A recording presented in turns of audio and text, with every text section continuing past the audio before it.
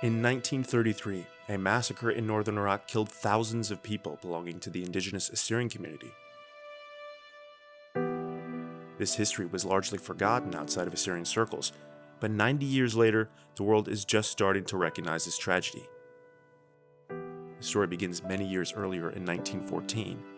Assyrians had joined the British as an ally in World War I. In return for their fighting to protect British interests in the Middle East, Assyrians were promised an autonomous region. But following the Great War and the disintegration of the Ottoman Empire, the League of Nations declined the Assyrian petition.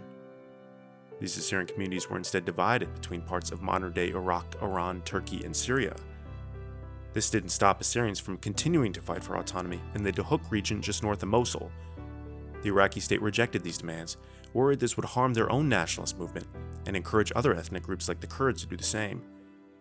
During the time, Britain was governing the Kingdom of Iraq through a mandate.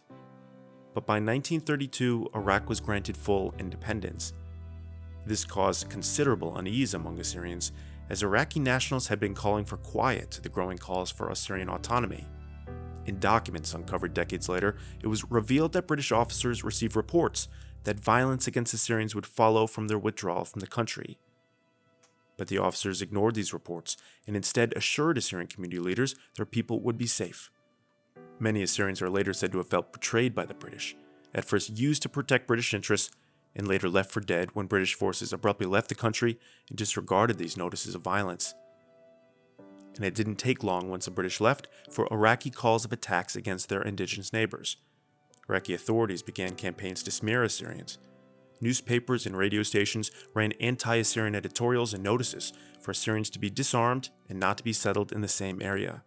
One of the scariest things for these new nations was that these people seemed to have a powerful connection to this land, to this territory, and it could be easily proven. And so what is the only way in which they could shift that focus or could argue that that is not the case? Well, either they deny these people their identity, at the same time physically forcing them to be a non-entity in those lands. In July 1933, Assyrian leaders met with British advisors and representatives of the Iraqi government. They were ordered to surrender their arms and move to government-controlled areas or leave the country. Some leaders agreed to turn over their weapons and leave the country for Syria, but others refused. Orders were handed down to the Iraqi army and local armed tribes to prepare to disband Assyrian communities in the country's north.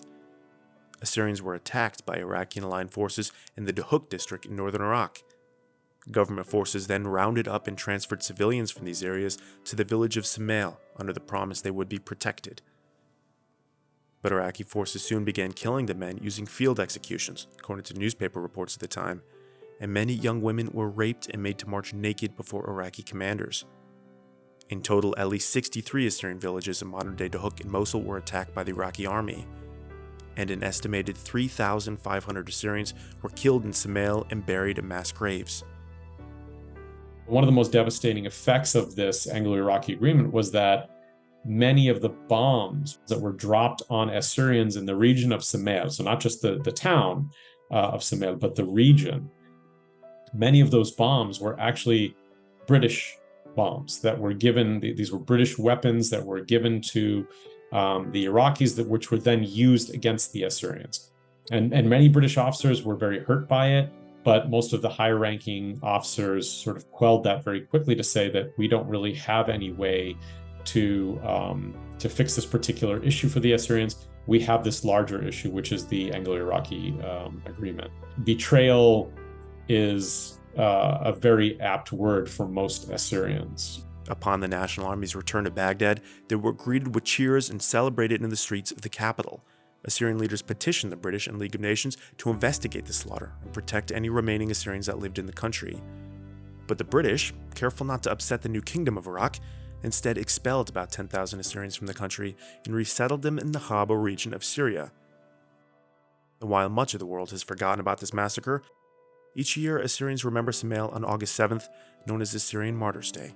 By 1933, there was no place for Assyrians to fit in, at least I think from the Assyrian perspective, especially if you saw that sense of jubilation for putting down this coup.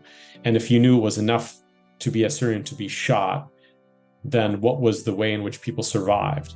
in many cases, they simply stopped being Assyrian.